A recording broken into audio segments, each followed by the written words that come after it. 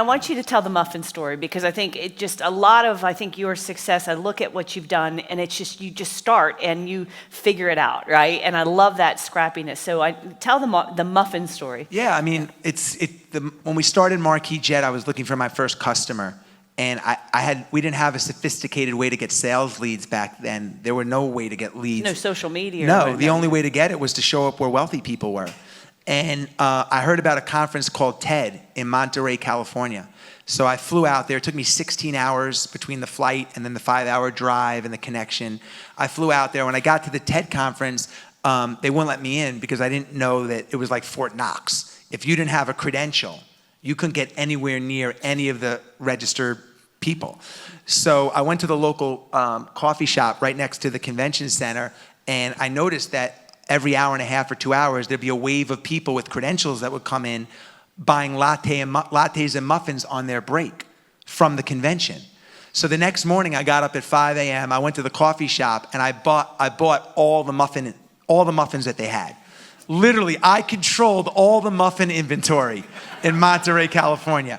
And sure enough, at the first break, a wave of people come in, and the first guy orders a latte and a muffin, and they said, I can give you a latte, but we're all out of muffins. We'll get another shipment at 11. He's like, all out of muffins. And on his way out, I stopped him. I said, sir, excuse me. I overheard. I actually have an extra muffin. If you want one, I'm not going to have it. He says, no. I said, no, look at this thing. He says, what do you do? I said, well, I own a jet company called Marquis Jet. He said, no way. I'm actually in the market for a timeshare. Do you mind if we sit down and learn a little bit more? And I was like, absolutely don't mind at all, Mr. Qualified. Like, you could sit right down.